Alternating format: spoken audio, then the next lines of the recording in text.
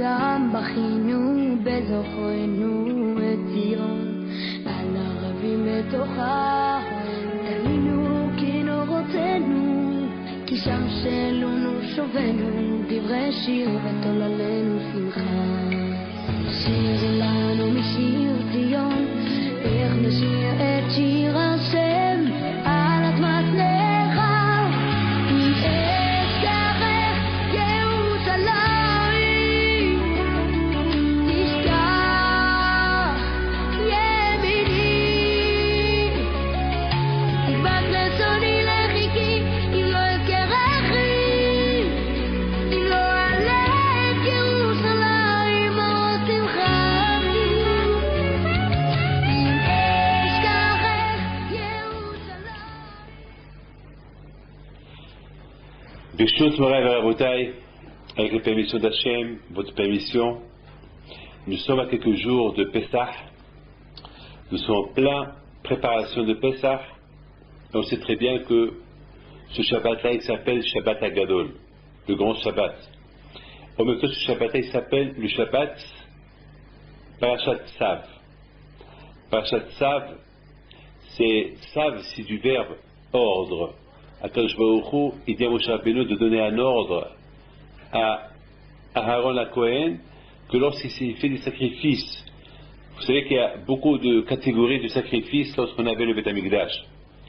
Il y avait beaucoup de catégories de sacrifices, et parmi ces catégories de sacrifices, il y avait un sacrifice qui s'appelle Korban Ola. Et c'est quoi Korban Ola? Korban Ola, c'est un korban, un sacrifice qui est entièrement pour Hachem. Entièrement pour Hachem. Il y a certains sacrifices que les gens, ils ont mis au temple, au Beth Amikdash. Une partie pour eux, une partie de la viande c'était pour eux, une partie de la viande c'était pour le Kohen, une partie de la viande c'était pour, on l'a brûlé pour Hachem. Et il y a aussi d'autres catégories de sacrifices. Il y avait une partie de la viande du sacrifice pour le Kohen et non pas pour le juif, pour ce qu'il apporte. Enfin, il y avait beaucoup de catégories de sacrifices. Il y avait aussi des sacrifices de remerciement, comme un Toda, quelqu'un qui a eu un miracle. Il y avait aussi un sacrifice de quelqu'un qui est impur pour se purifier, il apporte un sacrifice au temple. Donc, ça ne manquait pas les sacrifices. Il y avait beaucoup de fois, je me demande d'où ils avaient tous ces bétails-là. Parce que vous savez que pour chaque petite faute qu'un juif faisait à l'époque, lorsqu'on était en Israël, à l'époque de Beth Amikdash, les juifs apportaient un sacrifice pour se faire pardonner leurs fautes. Vous savez qu'au temple, il y avait l'autel de sacrifice, et c'était vraiment l'abattoir. Il y avait des centaines de Kohanim, et toute la journée, ils faisaient des sacrifices pour chaque catégorie de sacrifice, chaque sacrifice et pourquoi le monsieur a apporté ce sacrifice. Il y avait des sacrifices de Shabbat, un sacrifice de Korban Tamid, un sacrifice Korban Tzipur, un sacrifice qui était pour toute la communauté, pour Hachem. Il y avait un sacrifice qui s'appelle Korban Ola. Il y a des juifs qui veulent apporter un Korban Ola. Par exemple, moi, David Pinto, j'ai envie d'apporter un sacrifice uniquement pour Hachem. Je ne veux pas, c'est-à-dire qu'il ne me manque rien du tout. Je veux apporter ce sacrifice-là pour Hachem. Ça veut dire pour Hakadosh Baruch Hu. Dans ce sacrifice-là, il n'y avait ni le Kohen qui prenait un peu de la viande de ce sacrifice, ni le juif qui apportait ce sacrifice, il prenait un peu pour lui. C'était pour Hachem, pour Hakadosh Baruch Hu. Alors, c'est de là que la paracha, elle traite. La paracha de Tzav, elle parle de le Korban Ola, qui n'est pas Hakadosh Baruch Hu. Alors, c'est quoi Tzav? Tzav, c'est lorsque Tzav, c'est du mot zrizout, c'est-à-dire faire le sacrifice rapide. Alors, pourquoi la Torah, elle emploie le mot Tzav, rapidité, dans ce sacrifice-là, dans la catégorie du sacrifice de Ola, un sacrifice qui est pour Hachem? Pourquoi la Torah, elle emploie le mot Tzav? Il faut le faire vite, rapide. Rashi sur place, il apporte beaucoup des commentaires. Il dit, parce que là, il y a Hisron Kis. C'est quoi Hisron Kis? Parce que dans ce sacrifice-là, le Kohen, il ne gagne rien du tout. Personne ne gagne rien de ce sacrifice-là. Alors, il y a une tendance que le Kohen, il ne va pas faire ce sacrifice avec rapidité. Parce que il n'a pas un gain, il n'a pas de bénéfice, c'est tout pour Hachem. Parce que le Kohen, toujours, il n'aime pas. On dit que les Kohanim à l'époque, ils étaient gros, ils étaient riches.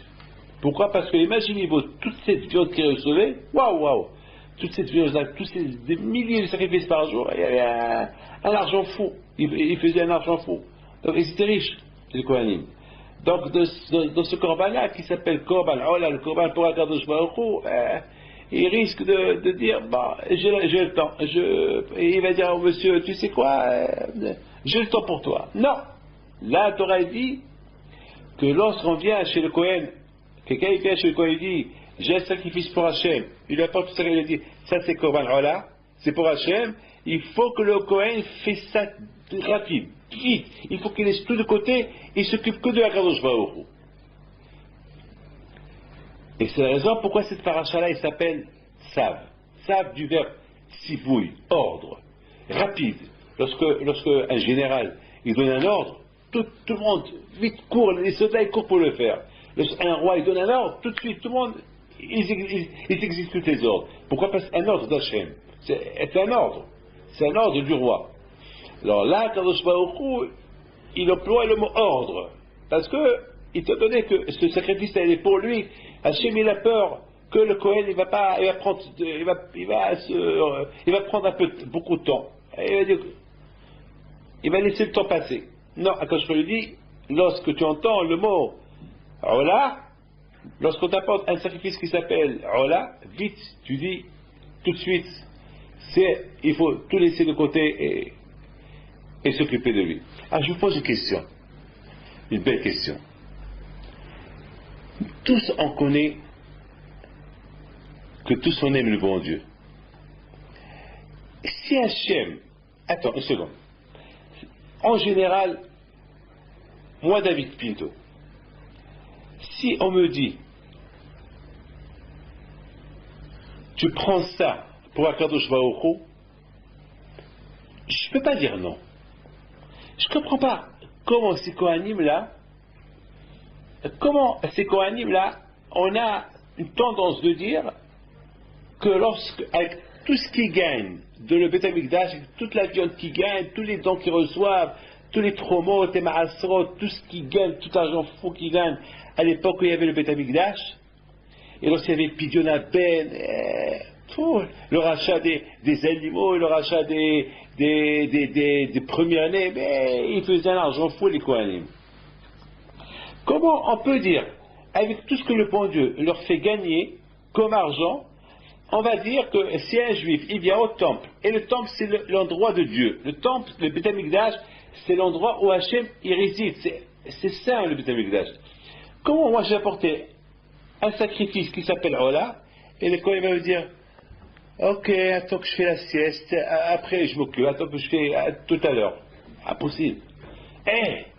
Est-ce que dans le palais royal, on est, par exemple, il y a quelqu'un qui vient au palais royal, et il dit il y a un ministre qui passe au palais royal, il dit c'est urgent, ça c'est pour Sa Majesté le roi. Est-ce que ce ministre va dire au monsieur, attends, alors si j'ai le temps? Jamais. Il est au palais royal, c'est grave pour lui. Il y a le roi, c'est urgent. Comment au Beth Amikdash, là où il y a le nom de Dieu, de le Beth Amikdash, là où il y a le Saint des Saints, là-bas, le Kohen, il va dire, j'ai pas le temps. Là-bas, le Kohen va dire, bon, j'ai pas le temps, à tel point que la Torah, elle est en train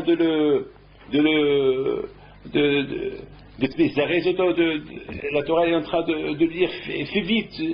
Si quelqu'un vient chez toi et te dit j'ai un korban ola pour toi, il faut vite l'accepter, il faut le faire, à tel point que beaucoup de fois ça arrivait qu'il y avait beaucoup de korbanot, il y avait beaucoup de juifs qui apportaient un sacrifice pour le bon Dieu, donc il n'y avait pas assez de temps pour le faire dans la journée, donc ils utilisaient la nuit aussi, nuit et jour, parce qu'il n'y avait pas de temps pour tout sacrifier. Et comment un Kohen va dire non? À tel point que la Torah dit ouais, il faut faire vite. Quelqu'un vient chez toi et te dit, ça c'est un korban pour moi, il faut pas se ralentir, il ne faut pas être fainéant, il faut le faire vite. Impossible de dire une chose pareille. Alors pourquoi la Torah, elle nous dit, Tzav, ordre. Hachem dit à Moshe Rabbeinu, donne un ordre aux Kohanim, que si on vient chez eux, on leur dit, quelqu'un, il vient chez eux, il leur dit, j'ai un Korban Ola pour Hachem, tout de suite, il faut qu'il s'occupe de ce Korban Ola. Parce qu'il a un histoire, parce qu'il a une perte. Parce que dans ce Korban-là, il perd, il perd parce qu'il n'a aucun bénéfice de ce sacrifice-là. Comment on peut dire des choses comme comment David Pinto, comment, si moi j'étais Cohen, et quelqu'un vient chez moi et me dit, monsieur le rabbin, voilà, j'ai un Korban, un sacrifice Ola pour Hachem, et je refuse rien pour Hachem, j'ai rien du tout pour Hachem. Pour Hachem, je vais rien gagner. Bon, tout à l'heure, je vais dire ça moi. C'est pas possible, à tel point que le bon Dieu dit, David, fais attention, si quelqu'un il vient et te dit, un Korban Ola pour moi, tout de suite, il va le faire. Je peux dire ça à Hachem. Vous savez, Rabotai, écoutez bien ce que je vais vous dire. J'ai vu dans un livre qui dit, je crois que c'est le Midrash qui dit ça, que lorsqu'on faute, on apporte un sacrifice. Mais si on a des mauvaises, des héroïmes, c'est des envies. Une envie, elle est là, dans le cœur. Une envie, elle est là. Parce que si moi j'ai envie de quelque chose, personne ne le sait. Personne ne le sait. Pourquoi? Parce que l'envie, elle est là. Elle est là dans le cœur. C'est moi qui le sais. Elle est là. Et je ne l'ai pas fait. C'est-à-dire que je n'ai rien fait. Mais il y a une faute. Je fais une faute. Par exemple, j'ai envie je mange du taref. J'ai fait une faute. Ou bien j'ai envie de manger du taref. J'ai envie de manger à McDonald's. Ou j'ai envie de manger à, je sais pas moi, du cochon. Je passe devant un restaurant et je sens, le cochon, ne croyez pas que c'est pas bon, c'est bon. Mais c'est péché. C'est tout. Ça ne veut pas dire que, il ne faut pas dire, c'est pas bon, c'est pas vrai. C'est pas vrai. Le Rambam me dit que tout ce que la Torah l'interdit, c'est bon. Alors pourquoi on ne le mange pas si c'est bon?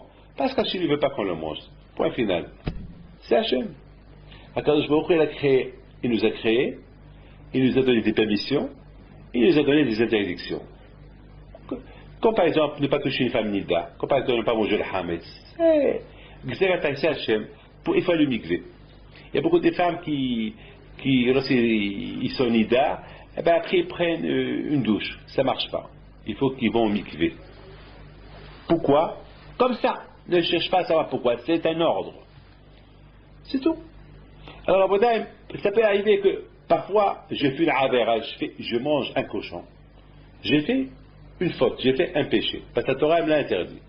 Mais maintenant, si j'ai envie de manger un cochon, ou il y a une femme qui passe, et j'ai des mauvaises idées sur cette femme-là. J'ai rien fait. Je ne l'ai pas touchée, j'ai rien fait. Mais une envie. Alors pour ça, la Torah, elle te dit d'apporter sacrifice uniquement pour une faute que tu as fait. Ma'asé, tu as fait une faute, tu apportes un sacrifice. Maintenant, tu as pensé faire une faute. Tu avais une envie d'une femme. Tu avais une envie de manger quelque chose pas cachère. Tu avais une envie de faire du mal à quelqu'un. Tu n'as rien fait. Mais tu as envie. Tu vois quelqu'un qui fait rien. Nalbo, je vais le tuer, je vais le frapper, je vais te casser la tête. Tu n'as rien fait. Mais ta tête, je vois. C'est ce qu'on appelle des héroïnes, des envies, des mauvaises envies. Pour ça, on apporte le Korban Ola. Alors maintenant, je vais vous expliquer quelque chose d'extraordinaire. Maintenant, quelqu'un qui a une envie, une mauvaise envie, il apporte un Korban qui s'appelle un Korban pour Hachem. Parce que ce n'est pas un Korban Hattat, ce n'est pas un Korban qu'il a fauté. Parce qu'il n'a pas fauté. Mais étant donné que Hachem, il sait qu'il avait envie, il avait des mauvaises envies, il apporte un Korban Ola. Écoutez bien ça. Je crois que vous n'avez jamais entendu ce que je vais vous dire. Et je remercie le ciel, Hachem, que j'ai eu ce raisonnement-là que je vais vous dire maintenant. Lorsque quelqu'un, il apporte un Korban, un sacrifice pour Hachem, maintenant, le Kohen, il voit un Korban qui dit pour Akadosh Baruch Hu. Maintenant, on ne sait pas pourquoi il est pour Akadosh Baruch Hu. Maintenant, moi, je sais pourquoi je l'apporte pour Akadosh. Pourquoi? Parce que j'ai une envie. Laquelle? Mais le Kohen, il ne me dit pas quelle mauvaise envie tu as eu. Non. Mais le Kohen, il peut dire, ah, il a une envie. Le Cohen, dans sa tête, bon, il a une envie. Et pour une envie, il va faire sacrifier un sacrifice. S'il a fait une faute, avec un maassé, il a fait une faute, il a fauté, il a mangé du cochon, il a fait que. Je comprends, il a pas. Mais là, donc, le Cohen, il peut se relâcher un peu. Pour une envie, je vais tout laisser de côté pour lui faire un sacrifice. Mais Akadosh Baruch Hu, il dit Cohen, ce monsieur-là, s'il apporte un sacrifice parce qu'il a une envie, parce que le seul moyen pour tuer cette envie, c'est ce sacrifice-là. Si tu ne fais pas ce sacrifice, il va continuer à avoir envie. Aïe, aïe, aïe. C'est pas ce que je suis en train de vous dire. Et vous savez quoi? De plus qu'on a envie de faire une faute, c'est pire que la faute. Parce qu'une fois que tu fautes, tu as fauté, après tu regrettes. Mais une fois que tu as une envie, dans ta tête, tu n'as pas fauté. Donc il y a toujours l'envie qui reste. Quelqu'un qui a soif. Tant qu'il n'a pas bu, il a soif. Une fois qu'il a bu, il n'a plus soif. Mais là, s'il ne boit pas, il a encore soif. C'est ça l'envie. Lorsque quelqu'un il a envie, beaucoup de fois il y a 2 personnes qui sont venues chez moi ce matin. Je ne dirai pas leur nom. De toute façon, j'ai oublié leur nom. Je ne me rappelle pas de leur nom. Ils m'ont dit, on veut une bracha. Et ils m'ont dit, on a fait teshuva, une belle teshuva.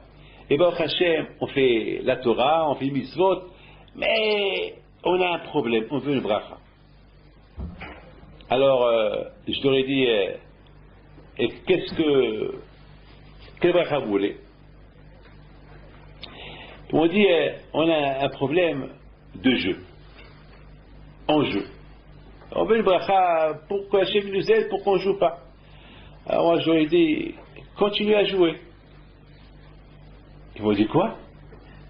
Continuez à jouer? Je lui ai dit oui. Continuez à jouer. Et ce qui est un peu choqué, ils me regardent. Ils me disent, attends, on est venu chez vous, monsieur le rabbin, pour que tu nous aides et nous fais une bracha, parce qu'on joue, on va au casino et on joue. Et vous nous dites, continuez à jouer, c'est quoi ça? J'aurais dit, vous savez, lorsque vous allez au casino et vous voyez la roulette, comment il s'appelle le monsieur là qui tire là? Le copier. Le croupier. Croupier. Ah, le croupier, je ne connais pas. Je demande au monsieur. Alors, le croupier, je ne sais pas comment on le dit, le croupier, il fait un croche-pied. Le croupier, il prend la boule, et il prend la roulette, et la roulette, il la fait tourner, et prend la balle, et il la jette, elle tourne. Et tant qu'elle tourne, qu'est-ce qu'il leur dit, le croupier? Faites vos jeux. Faites vos jeux. Le croupier, hein. Voilà. Faites vos jeux. Et tout le monde y joue, tout le monde y joue. Et à un moment donné, lorsque la boule, la roulette commence un peu à ralentir et la boule elle commence un peu à danser, il leur dit, hop, rien ne va plus. Elle tombe et s'arrête au numéro. Celui qui a gagné, il a gagné. Celui qui a perdu, il a perdu. Et je dis, tant qu'on est vivant, tant qu'on est dans ce monde-là, on est comme une roulette. La vie, elle roule. On roule. La vie, elle tourne. On va d'un côté à l'autre. On tourne, on court. Et c'est ce qu'on appelle faites vos jeux. Voilà. Faites vos jeux. Tant qu'on est vivant, tant que la vie, elle roule, tant que la vie, elle tourne, faites vos jeux. Et à un moment donné, on commence à prendre de l'âge. La roulette, c'est le corps. La neshama, c'est la boule. Elle commence à se fatiguer. Le corps, il commence à se fatiguer. Et la neshama, elle sent, l'âme, elle sent que d'un jour à l'autre, elle va quitter le corps. Et là, on le rappelle, rien ne va plus. Déjà, on avertit la personne. Rien ne va plus. Tu ne peux plus rouler comme avant. Tu ne peux plus jouer comme avant. faites vos jeux tant que vous étiez en bonne santé. Maintenant, rien ne va plus. Une fois que l'homme il meurt, le corps il s'arrête, la neshama elle monte, et rien ne va plus, il ne peut rien faire. C'est fini. Il avait le choix à faire des mitzvot tant qu'il était vivant. Tant qu'il était vivant, il pouvait servir Dieu. Tant qu'il était vivant, il pouvait faire Shabbat. Tant qu'il était vivant, il pouvait faire Torah et Mitzvot. Tant qu'il était vivant, il pouvait faire Tzedaka, les fêtes. Tant qu'il est vivant. Et même lorsqu'il commence à prendre de l'âge, il traîne, il fait encore des Mitzvot. Une fois qu'il tombe malade, qu'il meurt, rien ne va plus. Vous avez compris? Ça, ce que j'ai dit, faites vos jeux. Maintenant, vous avez compris que c'est quoi faites vos jeux? C'est pas faites vos jeux dans les jeux, faites vos jeux, ce qu'on apprend du jeu. Ça veut dire faites vos jeux, ça veut dire maintenant, la vie c'est un jeu. La vie, ne joue pas avec ta vie. Investis ta vie dans un bon chemin. Quelqu'un qui a des envies et qui n'arrête pas ses envies, il passera à l'acte. Et toujours il aura envie. Et bien s'il ne passe pas à l'acte, sa tête, elle tourne toujours comme un homme qui est amoureux d'une femme mariée. Et pendant 10 ans, il vivait avec ça. 10 ans, il frottait avec sa tête. 10 ans de souffrance. Je lui dis, mais c'est péché, haram ce que tu es en train de faire. Elle est mariée, chacun a fait un enfant, qu'est-ce que tu penses à elle? C'est quoi ça? Tu es fou, tu perds ta vie, tu perds ton temps. Jamais tu l'auras. Et entre-temps, tu fais des fautes. Mais vous comprenez pourquoi la Torah, elle nous dit, lorsqu'on apporte un sacrifice, et lorsque je dis, ça c'est Koban Ola, ça c'est pour Hachem, c'est-à-dire que je l'apporte pour me faire pardonner mes envies. Je ne suis pas obligé de le dire au Kohen. Je ne suis pas obligé de le dire au Kohen uniquement si je fais un acte, une avera, une faute. Là, je dis au Kohen pourquoi j'apporte le sacrifice. Mais lorsque on apporte un sacrifice pour des envies, comme Allah, le Kohen, il n'a pas le droit de demander pourquoi j'apporte ce sacrifice. Mais il sait que c'est Allah. Et le fait qu'il sait que c'est pour des envies que j'ai eues, et j'apporte ce sacrifice, il risque de dire, peut-être il a une petite envie de rien du tout. Pour ça, moi je vais tout lâcher pour lui faire ce sacrifice-là. Il vient quand je lui dis non, tu le fais tout de suite, parce que chaque seconde qu'il vit ce monsieur avec ce sacrifice, chaque seconde que ce monsieur-là il vit avec cette envie-là, ça peut le pousser à te faire des bêtises. Il faut qu'il arrête cette envie. Comment il arrête? Comment? On apporte le sacrifice. Pour Akadosh Baruch Hu. C'est beau, hein? Hein, c'est beau. C'est ça. Maintenant, on comprend très bien pourquoi Akadosh Baruch Hu, il veut qu'on apporte ce sacrifice-là, qui s'appelle comme Allah. Il veut Hachem qu'on l'apporte vite. Et que le Kohen, il faut aussi le faire vite. Il ne faut pas qu'il ralentit, il ne faut pas qu'il te dise attends jusqu'à demain ou après-demain ou j'ai le temps. Non, tout de suite. C'est pas parce qu'il n'a rien du tout. Oh, il n'a rien du tout. Il gagne rien dans ce sacrifice-là. Mais il gagne autre chose.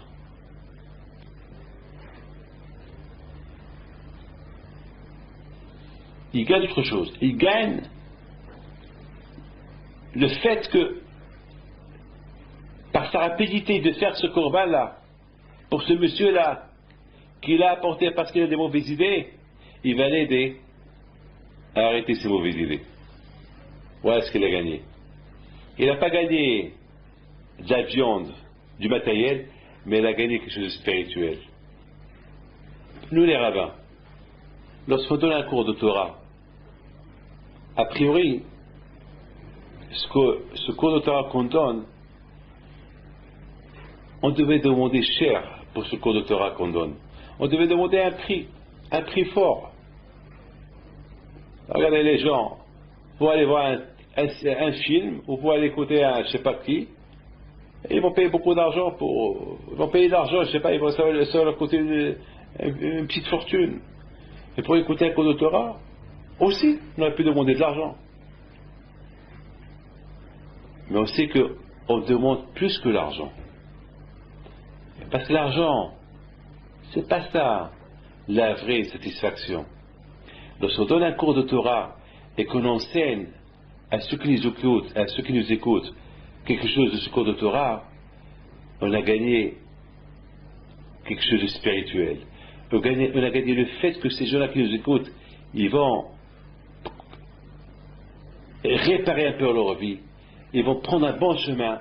Ben, c'est ce qu'on a gagné. Vous savez, moi, David Pinto, lorsque j'arrive dans ma vie à mettre un juif dans le bon chemin, eh ben, je suis milliardaire, je suis millionnaire, je suis riche. C'est ma grande richesse. Je souris lorsque je rends un juif dans le bon chemin, je souris lorsqu'un juif il vient m'écouter, je souris lorsque je comprends quelque chose dans la Torah, plus que lorsque je reçois un gros don. Parce que le gros don, il m'apporte rien. Mais la Torah, elle m'apporte. Lorsqu'un juif, il m'écoute, il fait betfilin, il m'apporte quelque chose. C'est ça le plus important. Ça, c'est l'idée. Ça, c'est ce qu'Akadosh Baruch Hu, il a voulu de Bnei Israël, de Kohanim. Quand je vous dis Kohanim, faites attention. Pour le Korban Ola, étant donné que ce monsieur-là, il n'a pas fait de faute, il avait qu'une envie, le fait que toi, tu ne fais pas son sacrifice tout de suite, il va dire, bon, puisque le Kohen, il ne s'intéresse pas beaucoup pour me faire sacrifice, donc c'est-à-dire que les envies que j'ai, ils sont sans aucune importance. Donc il risque de dire, bon, puisqu'ils sont sans aucune importance, il peut même dire, bon, il peut même une fois qu'on a fait son sacrifice, ces mauvaises idées vont retourner encore chez lui. Mais lorsque ce monsieur-là qui apporte un sacrifice qui s'appelle Korban Ola pour Hachem, à cause des envies qu'il a eues, des mauvaises envies qu'il a eues, et qui voit le Kohen comment il le fait avec rapidité, il est préoccupé, waouh, même qu'il n'a rien à gagner de ce sacrifice-là, il est en train de le faire avec enthousiasme, avec rapidité. Qu'est-ce qu'il dit le juif qui a apporté ce qu'on a dit, waouh, ça doit être grave ce que j'ai fait. Ça doit être grave ces envies que j'ai eues. C'est pour ça qu'il le fait vite. Donc ça va l'aider à faire encore plus les chouvas et ça va l'aider à ne plus recommencer. Donc je vous ai donné deux explications là. Deux explications pourquoi le Kohen va faire le sacrifice rapide et pourquoi. Et je vous ai donné aussi une autre explication, les réactions de celui qui apporte le sacrifice. Première réaction, en faisant ce sacrifice, tu coupes l'envie. Deuxième réponse, le fait qu'il te voit faire le sacrifice rapide, il se dit waouh, c'est tellement fort ce que j'ai fait, c'est tellement grave ce que j'ai eu, c'est pour ça que lui il le fait avec rapidité. Sinon, il n'aurait rien fait. Mes amis, vous savez qu'il y a une connexion. Vous savez qu'aujourd'hui, ce Shabbat-là, si Dieu veut, c'est le Shabbat Agadol. Et Shabbat Agadol, on l'appelle le grand Shabbat. Pourquoi on l'appelle Shabbat Agadol? C'est parce que, comme ce Shabbat-là, il y a eu un grand miracle. Quel miracle il y a eu? Lorsqu'Hachem, il a voulu libérer les Juifs de l'Égypte, il leur a dit de prendre le Pascal, l'agneau pascal, un agneau, et l'attacher au pied du lit, et la veille de Pessah, l'égorger. Alors à cette époque-là, les Égyptiens de l'époque, il y a 3-4 000 ans, ils vénéraient les animaux, ils considéraient les animaux comme un dieu. Alors maintenant, Akadosh Baruch Hu, il a voulu que les Bnei Israël, lorsqu'ils quittent l'Égypte, qui n'ont pas dans leur tête une idée qui est un autre Dieu que lui. Parce que n'oubliez pas que pendant 400 ans, les Juifs ils étaient idolâtres en Égypte. 400 ans, même qu'ils étaient croyants en Dieu, mais ils croyaient qu'en Égypte c'est que servir Dieu avec l'intermédiaire. Donc les Égyptiens ils servaient Dieu avec un intermédiaire. C'est ce que Parole dit, mais Hachem moi j'ai dit, Parole dit à Moshe Rabbeinu, moi j'ai jamais entendu qu'on pouvait servir Dieu directement. Moi, j'ai toujours cru qu'on sait le bon Dieu avec un intermédiaire. Parce qu'ils disent comment? Parce qu'à l'époque, les gens, ils disaient à l'époque, Dieu, il est au-delà de tout, quoi. Comment on peut arriver à Dieu? Comme un roi. Un roi, jamais on a accès au palais royal chez un roi. Il y a toujours ceux qui sont des intermédiaires entre nous et les rois. Donc, comme ça, les Juifs croyaient qu'il faut qu'il y ait un intermédiaire entre nous, l'être humain, et Dieu. Mais Hachem, il dit non. Hachem, il dit non. Hachem, il veut qu'il n'y ait pas d'intermédiaire entre nous et lui. Hachem, il veut que l'être humain, il soit directement lié avec Hachem. Il n'y a pas d'intermédiaire. C'est ce qu'on dit dans la prière. Baruch ata Hachem. Béni sois-tu Hachem. C'est pas dis à Hachem, béni sois-tu. Non, directement, béni sois-tu Hachem. Lorsqu'on fait la Hamida, on prie la prière, on fait la prière directement à Kadosh Baruch Hu, pas par l'intermédiaire. C'est écrit dans la Torah. Il ne faut pas qu'il y ait une idolâtrie entre vous et moi. Il ne faut pas me servir avec l'intermédiaire du soleil, ou la lune, ou les étoiles, ou un arbre. Non, directement, parce que là, c'est vivant. Non, il n'y a pas d'intermédiaire, directement. Dans la Kadosh Baruch Hu, il a dit aux Juifs, en Égypte, il faut prendre l'agneau, le dieu égyptien, parce qu'ils vénéraient les agneaux. Ils vénéraient beaucoup les agneaux, et ils croyaient que l'agneau c'était un intermédiaire entre eux et Dieu. Il faut le prendre, il faut l'égorger. Les Égyptiens ne pouvaient pas accepter l'idée que les Juifs, ceux qui étaient esclaves chez eux pendant 400 ans, ils sont en train de prendre leur Dieu, ils sont en train de l'attacher au pied du lit, ils vont attendre le 14 Nissan pour l'égorger. Et les Égyptiens, ils étaient outrés, ils étaient furieux, ils étaient en colère, ils ne savaient pas où se mettre. Ils ont voulu les tuer, mais ils ne pouvaient pas les tuer. C'est le miracle. C'est pour ça qu'on appelle ça, on l'appelle Shabbat Agadol. Parce que comme ce Shabbat-là, les Juifs, ils ont pris le dieu égyptien et l'ont accroché, attaché au pied du lit. Et les Égyptiens ne pouvaient rien faire. Ils zigzaguaient leurs dents jusqu'à que leurs dents tombaient. Donc ils étaient en colère, furieux, mais ils ne pouvaient rien faire. Et le 14, ils l'ont égorgé. Et après, ils l'ont brûlé. Et l'odeur du michoui, l'odeur de la viande grillée, elle sent de loin. Et les Égyptiens sentaient les Juifs manger leur Dieu. Ils ne pouvaient rien faire. Ça s'appelle Shabbat Agadol. Le grand Shabbat. Un Shabbat inoubliable. Un Shabbat que jamais les Juifs peuvent l'oublier. Parce que c'était le début de la révolution. Parce que maintenant, les Égyptiens, ils avaient peur des Juifs. Jusqu'à maintenant, je m'excuse. Jusqu'à maintenant, pendant toute l'année que les Égyptiens, ils ont reçu les 10 plaies, ils avaient peur de Dieu. Mais les Juifs, ils n'avaient pas trop peur des Juifs. La preuve, ils ne les ont pas laissés partir.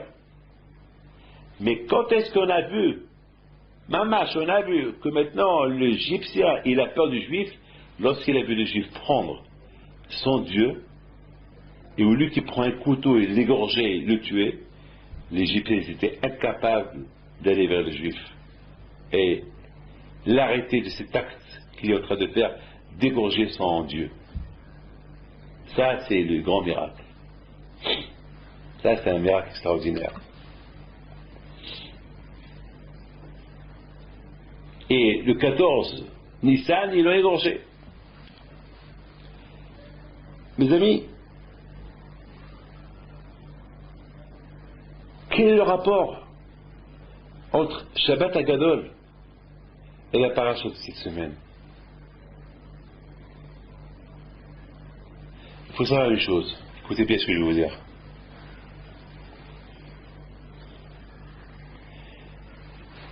Qu'est-ce que Hachem, ils sont fous? C'est des pays Israël. Ils quittent l'Égypte sans avoir égorgé le dieu égyptien. Et alors?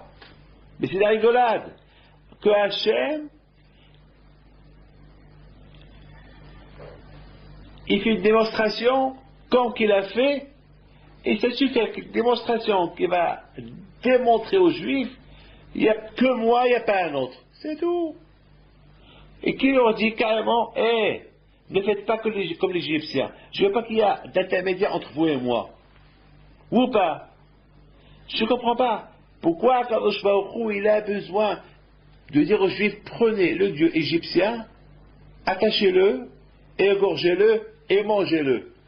Et cette mitzvah, elle est restée, tant que le Beth Amikdash était construit, aujourd'hui, il n'y a plus cette mitzvah-là. Aujourd'hui, on ne fait pas ça. Aujourd'hui, il n'y a pas la mitzvah de manger l'agneau pascal. C'est le même péché de le faire. C'est péché. On fait zecher, en souvenir. On fait le zéroa sur la table de Pessah, on dit zecher, en souvenir. Mais on n'a pas le droit de dire on va faire l'agneau pascal. On n'a pas le droit. On faisait ça uniquement lorsqu'on avait le temple à Jérusalem. Maintenant, on n'a plus de temple. C'est comme si il vient si Dieu veut. Maintenant, on n'a pas le droit. Donc, je ne comprends pas. Pourquoi Kadosh Baruch Hu, il dit au peuple d'Israël, prenez l'agneau pascal qui représentait le dieu égyptien et égorgez-le et de là vous allez voir que l'Égyptien va avoir peur de vous. La preuve qu'ils ne vont même pas vous toucher. Et en plus, il faut égorger, il faut enlever il faut égorger, il faut éliminer, il ne faut pas avoir dans votre tête le dieu égyptien, parce que là, quand je vois au coup, il peut faire des démonstrations, il peut faire démontrer, il peut faire des miracles au-delà de l'imagination. Et à un moment donné, les Juifs vont dire, il n'y a que Hachem. C'est pas possible. Il n'y a que Hachem. Pourquoi Kadosh Baruch Hu, il ne peut pas, il peut. Avec tous les miracles qu'il aura fait, Karatem Souf, lorsque la mer s'est coupée, les premiers-nés qui sont morts, il y a des miracles, je ne sais pas moi, il peut leur montrer je ne sais pas quoi, il peut. S'il veut leur enlever cette idée de la tête, il peut. Je connais, comme on dit en anglais, brainwash. Brainwash, laver le cerveau. Si il veut laver le cerveau de quelqu'un, il le lave. Vous savez, il y a bourrage de crâne, tu sais, quand je vois il peut nous faire un bourrage de crâne, mais un vrai bourrage de crâne, pas avec des mensonges, un vrai bourrage de crâne, il y a quoi Hachem. Vous savez mes amis, écoutez bien ce que je vais vous dire. Le Rambam il dit, pardon, oui, je pense que c'est le Rambam qui dit. Non, c'est le Zohar, pardon. Rabbi Shimon Bar Yochai dit que toutes les mitzvot de la Torah, c'est des conseils. Toutes les histoires qu'il y a dans la Torah, c'est des conseils. On apprend d'Abraham, l'histoire d'Abraham, on apprend de ça d'Abraham, de Yitzhak, on apprend ceci, cela, de Yaakov. On apprend plein de choses, on apprend dans la vie de chaque jour. De la Torah, on apprend de chaque jour. Et même les mitzvot qu'Hachem nous a données, c'est pour nous aider à vivre dans ce monde-là. Par exemple, lorsque la Torah dit ne vole pas, ne tue pas, est-ce que la Torah a besoin de nous écrire ne vole pas, ne tue pas? C'est logique. Il ne faut pas voler, il ne faut pas tuer, il ne faut pas envier, il ne faut pas faire le mauvais œil à quelqu'un, il ne faut pas voir la femme d'un autre, il ne faut pas envier la Mercedes ou la Porsche de tel et tel. C'est logique. Pourquoi la Torah doit l'écrire? Eh bien, tu sais pourquoi la Torah l'a écrit? Parce que le fait que la Torah l'écrit, ça plus d'impact. C'est pas pareil que un roi il donne un ordre ou c'est le premier ministre qui donne un ordre. Ou bien aussi un ministre, un ministre ou la logique. Il y a une différence entre une logique ou lorsqu'il y a un ordre qui vient d'Hachem. C'est la raison pourquoi Hachem il a dit ne vole pas. Waouh! Parce que on peut beaucoup se permettre, beaucoup des fois. On sait que la logique c'est ne pas voler, mais beaucoup de fois on peut se permettre de voler. On peut dire j'ai faim, Julien a beaucoup d'argent, c'est permis de le voler, c'est permis de le voler. Moi, je vais vous dire une chose, il y a des gens qui disent on peut voler à un non-juif. Le Ben Ish Chai dit c'est plus grave de voler à un non-juif. Il y a beaucoup de gens qui veulent se permettre. Eh ben, je vais voler aux impôts, je vais voler à un non-juif, je vais voler à celui-là. Non. Surtout, il faut faire attention pour ne pas qu'il y ait Hachem. Beaucoup des fois, il y a une femme super, une femme qui est venue chez moi la semaine dernière, et que, je ne sais pas où elle était, au casino, je ne sais pas, et là-bas, elle a acheté quelque chose, et la caissière, au lieu qu'elle a Alors, la femme, elle me dit que je ne l'ai même pas payé, elle m'a remboursé pour 500 euros. Je crois que la caissière, elle a dû croire hein, qu'il a donné un billet de 500 euros et lui donne la monnaie de 500 euros. Et le lendemain, elle vient chez me dire, Rabbi David, j'ai acheté pour 200-300 euros, et non seulement que j'ai tout gratuit, mais elle m'a donné la monnaie de 500 euros. Qu'est-ce que je vais faire? Je dis, madame, il faut que tu vas, tu payes et tu lui rends. Mais il dit, ben, c'est ce que j'ai pensé faire. Et merci que vous avez confirmé ce que je pensais. Et c'est ce qu'elle a fait.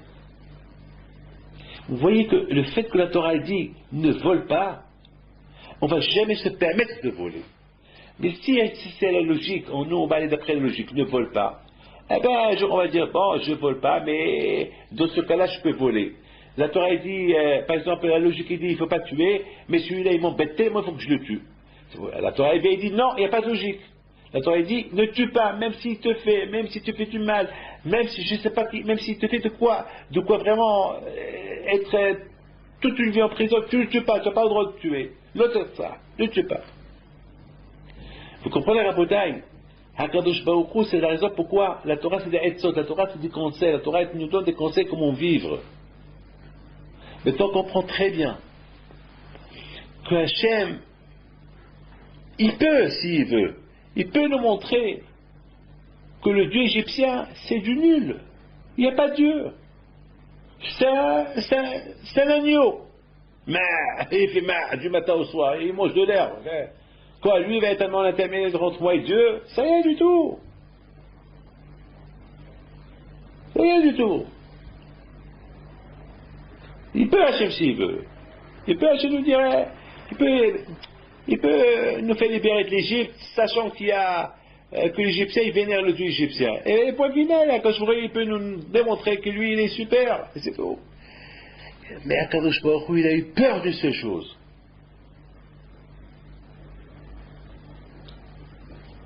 Il y a ce qu'on ne voit pas, ce qu'il y a dans la tête, ce qu'il y a dans le cœur.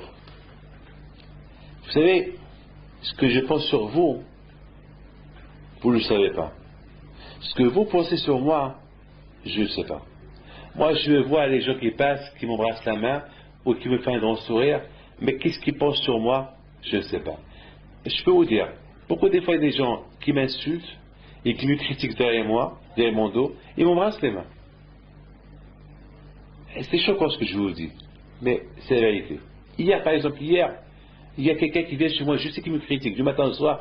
Hier, il vient chez moi et me dit, oh, Rabbi David, comment ça va? Et j'ai entendu que vous allez ouvrir une autre yeshiva, super, c'est bien, ben, vous faites.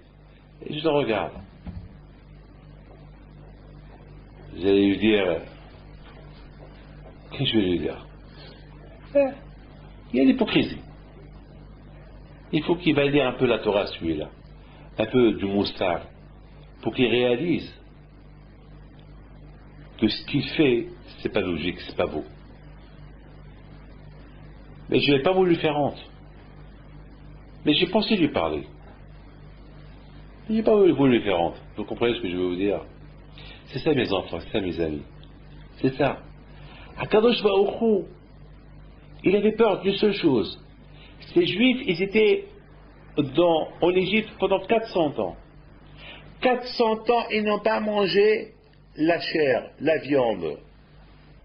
400 ans, ils ont vu l'Égyptien vénérer ces animaux-là. Mais peut-être dans leur tête, elle va rester l'idée. Dans leur cœur, un jour, ils auront envie de vénérer l'agneau. Une envie. Une envie. Pas le vénérer. Une envie. Peut-être il y a une force dans l'agneau. Peut-être il y a une divinité dans l'agneau. Peut-être il y a quelque chose.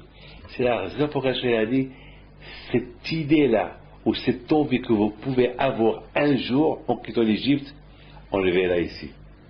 Égorgez-le. C'est pour ça qu'on appelle cette fête-là Pessah. Pessah Hashem. Comme Ola Hashem. C'est quoi Pessah? Lorsque tu dis Pessah, c'est Korban Pessah. C'est pour ça qu'on appelle le sacrifice de Pessah.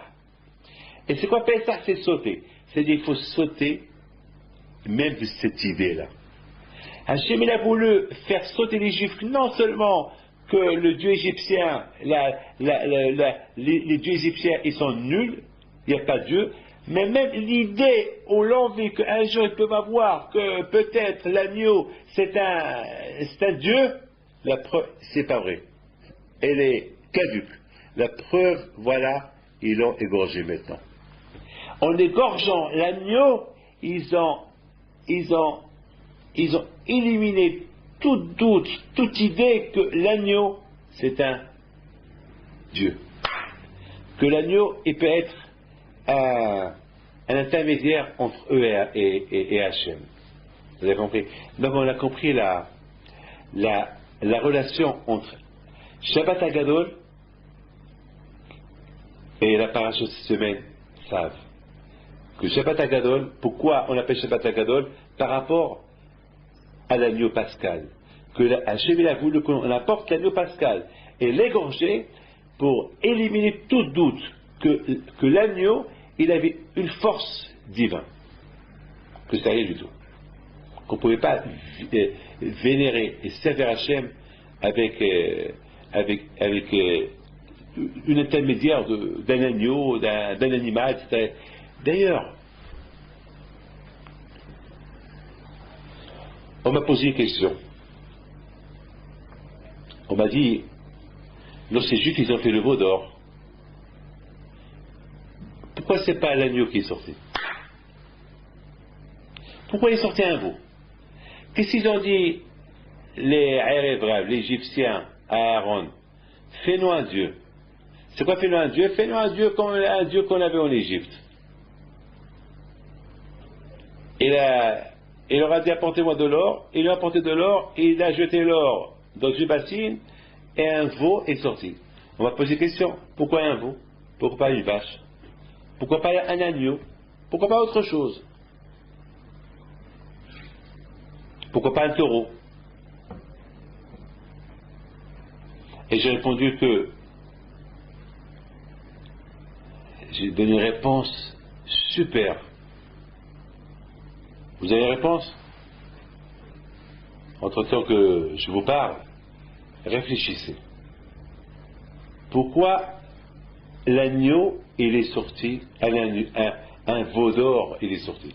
Pourquoi pas un chor? Pourquoi pas un taureau? C'est pourquoi?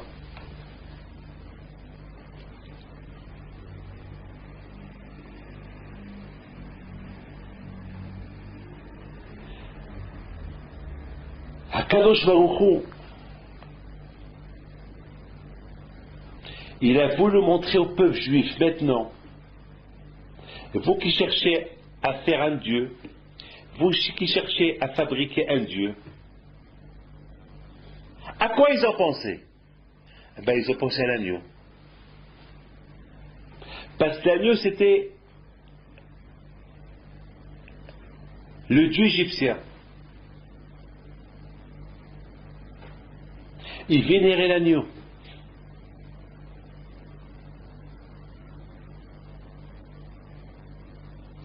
Erev, les Égyptiens qui sont convertis au judaïsme, et que c'est eux qui ont fait le veau d'or, ils ont voulu faire une démonstration. Hey, vous les Juifs, vous avez égorgé l'agneau pascal en Égypte pour éliminer toute idée, toute envie de vénérer. Voilà, on va le ramener. On va le ramener. Et qu'est-ce qu'on a fait à Akadosh Baruch Hu? Il leur a fait sortir un veau, pas un agneau.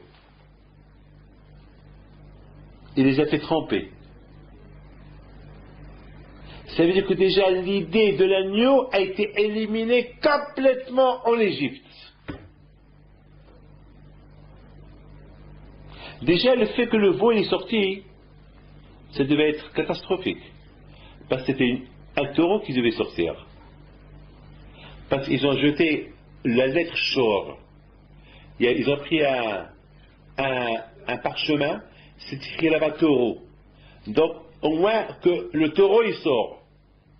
non seulement le taureau n'est pas sorti, non seulement l'agneau n'est pas sorti, mais c'est un veau qui est sorti. Un petit veau.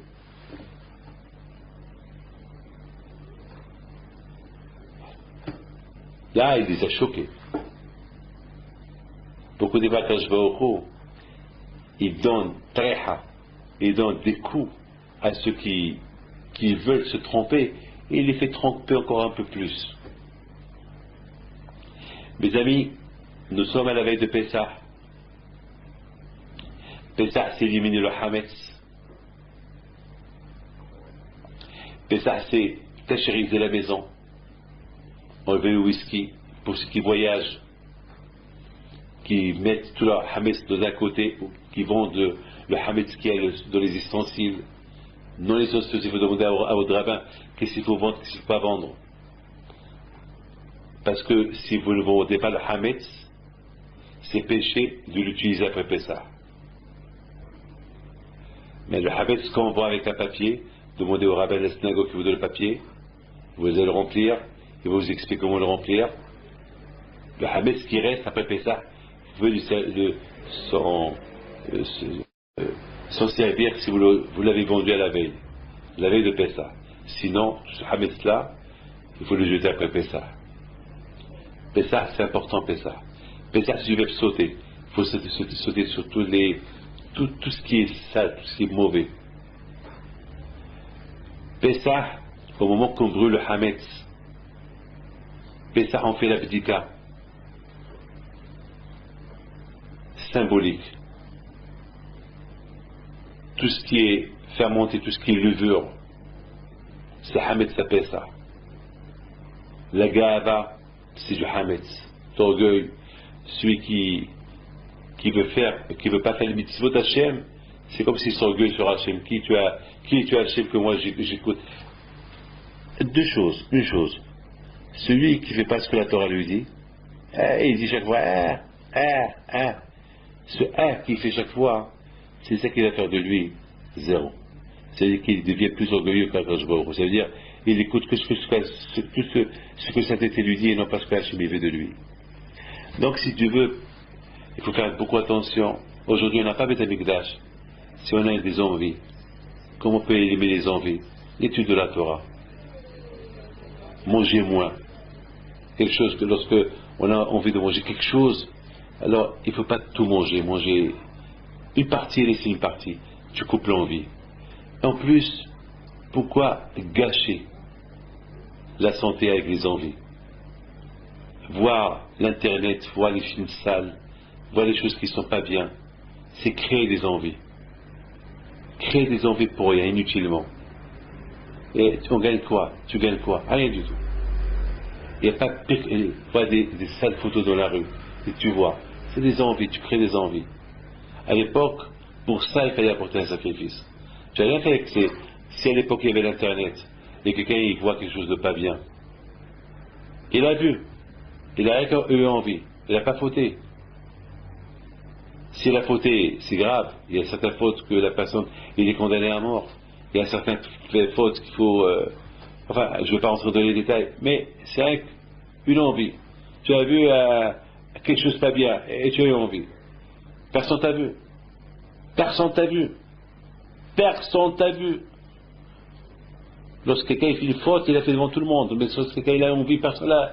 Et si moi j'ai eu une mauvaise envie, c'est quelqu'un le sait, personne ne le sait. Mais Hachem il le sait. Hachem connaît mon cœur. Depuis Hachem il connaît mon cœur et j'ai une envie et cette envie continue encore. Qu'est-ce que je dois faire pour l'arrêter? J'apporte un sacrifice. Ola l'Hachem. Un sacrifice. Ola c'est monter. Ça y est. Je vais faire monter cette envie-là. Je la sacrifie pour Akadosh Baruch Hu. Je t'aime Hachem. Je sacrifie cette envie-là pour toi. Aujourd'hui, il n'y a pas de Beth Amikdash. Alors, comment on peut apporter le sacrifice? Eh bien, lorsqu'on vient étudier. Lorsqu'on prend de notre temps, au lieu de voir la télévision. Parce que la télévision, elle n'apporte que des envies. Les films, ils n'apportent que des envies. Tu vois. Tu ne fais pas d'acte. Et que tu vois.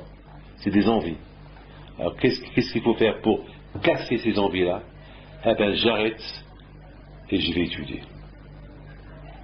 Je fais une mitzvah. une mitzvah, elle efface une avera. Une avera, tu fais une faute, elle t'efface une mitzvah. Hachem sait qu'aujourd'hui il n'y a pas de Beth Amikdash. L'effort, amal, c'est ola. Ola, c'est le amal. L'effort, c'est ça, ola l'Hachem. Lorsqu'on fait quelque chose avec effort, parce que Hachem sait qu'on n'a pas le choix, il n'y a pas de sacrifice aujourd'hui, il n'y a pas de Beth Amikdash. Alors l'effort qu'on fait, c'est ça qui remplace le sacrifice. Mes enfants, je vous souhaite une bonne semaine, que le bon Dieu vous protège, que le bon Dieu vous donne la santé, la joie, la prospérité. Alors, la semaine prochaine, si Dieu veut, parce que Pessah, c'est mercredi soir, on ne peut pas faire le cours mercredi soir. Alors, si Dieu veut, il y aura le cours mardi soir, si Dieu veut. N'oubliez pas que mardi soir, c'est Bdikat Hametz. C'est la nuit qu'on fait Bdikat Hametz. Donc, pour faire Bdikat Hametz, il faut attendre la nuit pour faire Bdikat Hametz. Alors, peut-être qu'on va faire le cours au lundi soir, vérifier, ou regardez si vous avez reçu un message, ou lundi soir, ou mardi soir, ou si Dieu veut. Et toujours, je vous demande une chose, il faut toujours faire connaître ce cours qu'on fait sur Internet, il faut le faire diffuser à tout le monde, et appeler tout le monde, appeler tous vos amis qui le voient, pour qu'ils apprennent comme que vous apprenez, que Hachem vous protège, vous donne Bachabat Slaha, et bonne fête, et je vous verrai si Dieu veut lundi ou mardi, on va voir. Bonsoir. Ce cours de Torah, il y a une Nishmat Fortuné Bat Rebecca Chokron, et la mémoire de tous les gens que vous voulez ce soir, ce cours de Torah, que Dieu protège à notre